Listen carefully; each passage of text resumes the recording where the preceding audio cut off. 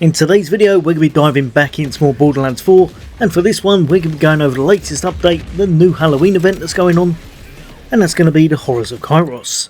I'm going to go over everything you need to know, the good, the bad and the ugly, and exactly what's going to be going on for the next few weeks in Borderlands 4. So one of the main things you all know with this Horrors of Kairos event is that it actually starts, I would say today, but this video is coming out a little bit late, so it started yesterday on October the 23rd, and it's going to last until November the 6th. And whilst this event's running, you're going to be able to get yourself a couple of exclusive legendary items, and as well as that, some really cool cosmetic items, one for your head and one for your actual weapons. And one thing you will want to know is that there's going to be a shift code in order to get the cosmetic items, and I'm going to chuck that on the screen now. These cosmetics are actually really nice to see in the game, so I'd highly recommend downloading them while you can. Now personally, at the moment, I would say the cosmetic items are probably the best thing about this event. I'll go into why later, but these things are definitely worth having. One, like I said, is going to be for your kind of headpiece of gear, and it's going to be a really cool Halloween pumpkin. That's going to be this one just here, guard your loins, and the other one's going to be for your weapons, and that's going to be your hex appeal. So, bopping over to my character, this is what it's going to look like. Obviously it depends on what kind of setup you've got with your colour palette and such, but it looks really awesome. Very, very Halloweeny and Borderlands vibe going on, and as well as that, you can also equip that really cool colour palette to your weapons. Doesn't show up the best on this unfortunately, but it has got some really nice backs intertwined with the actual paint, giving it that overall Halloween theme really nicely. Now, the main thing you'll be doing with this event, which you could actually completely miss out on because it's not obvious in the slightest, so if you don't know exactly what you're doing, you could not even partake in this event whatsoever, because what you should be doing is looking out for those world events or those world bosses that are spawning, those kind of bubbles, and then taking them on and taking them out as fast as possible. However, if you've played Borderlands 4, you'll know that that is not as easy as it sounds, and they haven't really changed anything with this patch. So after a quick look on Reddit, because I ran around for over an hour and did not find one bubble boss whatsoever, I found a few key ways that made things a little bit easier, and the best way by far was by making your way up to the right hand side of the map just here, then making it to the safe house, the Heritage Opus. From there you're going to want to make it just up and right to the Punitive Manufactorium. Now at this point, just put on whatever Ultimate Vault Hunter you're comfortable with playing. If you're struggling with your build, or they've nerfed it, or you're just struggling in general, don't worry, knocking it down still works out fine. But what you want to do is head just outside, jump off of the edge, and then you're just going to make your way over in the direction I'll show you, cross all of the water, until you're going to go through a kind of hidden waterfall area. In here is going to be the objective you're after, because you're going to be at the Manufactorium. Then you want to head around on the left hand side, keep making your way all the way around until you see these rocks roughly around about here. Can't really go wrong, you know you're in the right area. There's going to be a few little posts going up in the air with lights on them, and there'll be a little kind of bunker over in the background where enemies spawn from. But ultimately you're not going to worry too much about those. What you are going to do is just sit in place and probably watch some Netflix or something while you're doing this. But after around about 5 minutes, there's going to be a bubble forming, there's going to be a boss inside it, and you're going to want to go and take them out as fast as possible. Key to these is just pure utter damage and just destroying them as quickly as you can, because you want to get the reward that they're going to be dropping, but it's not going to be the ones that drop on the floor. Unfortunately, it's just going to be one of the crates that goes straight into your inventory.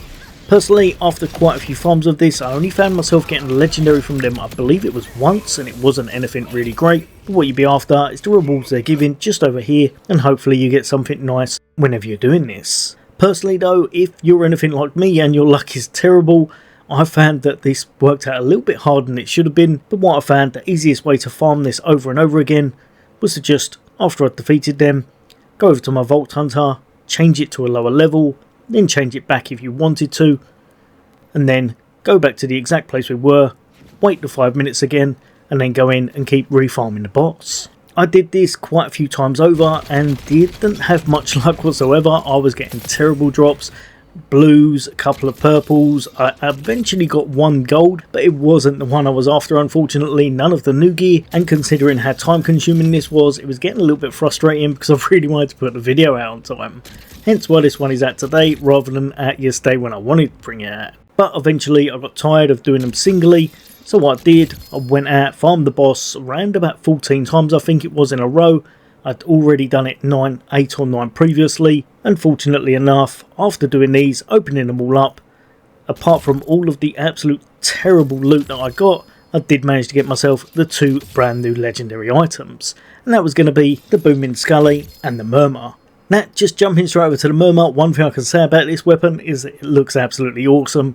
Really blood splattered, it kind of gives off that GMR feel about it, and because of its slightly slower paced fire, I'd say it's really going with that effect as well. The unique perk on this one is, in my opinion, probably not anywhere near top tier, but it is a little bit different, and that's going to be Executor, as it's going to deal guaranteed damage to anyone that's under 35% of their health. Could be good for finishing off really tough enemies, but ultimately there's probably better items out there that you'd switch to, and mine came with a couple of manufacturing parts, although I don't think these are always going to be the same case, so these ones probably vary depending on what drops on the floor for you. Like I said, these are actually quite hard to farm, and you will find yourself taking a few hours to get hold of some good ones, but personally, after testing this out in the firing range, I found it to be a little bit slower paced than I was after, and didn't hit quite as hard as some of the other weapons I had in my loadouts.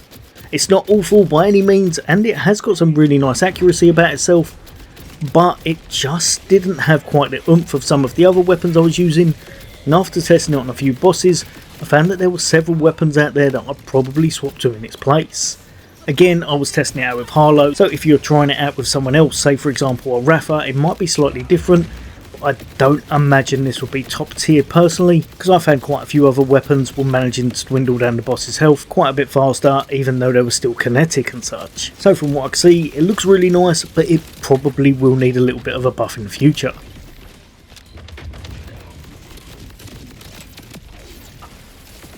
Then over to the Skully. With this one, I was hoping this would be a little bit better, because the last weapon didn't really live up to my expectations. However, I noticed that they hadn't even turned the skull round, so on the profile picture, and whenever you go into it, it's not even turned round, you have to turn it round yourself so you can see it as a skull.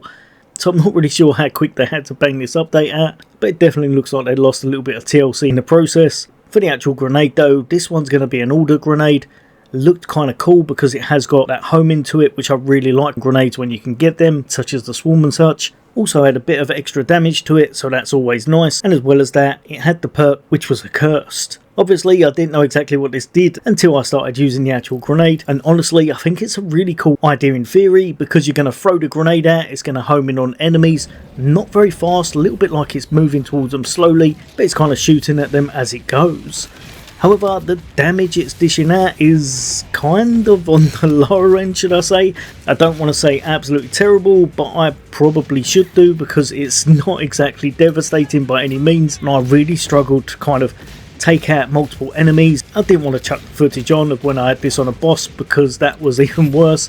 But going into drill sites and things such as that, using this weapon and this grenade, it felt like I'd unlocked a new unique playstyle for my character, where I had to run and hide a lot because I wasn't really dishing out enough damage. Overall, I'd say the legendaries need a bit of a buff. They have got some good ideas on them, but currently, how they are, they just aren't really effective.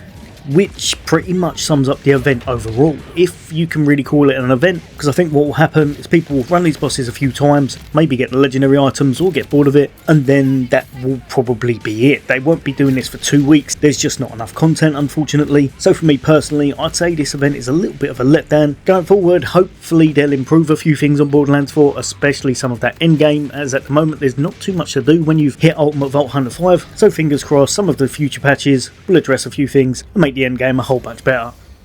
But yeah, let me know in the comments what you guys and girls think of this latest update, and as always there'll be a whole bunch more content away from me. For now, take care, I'll see you on the next day.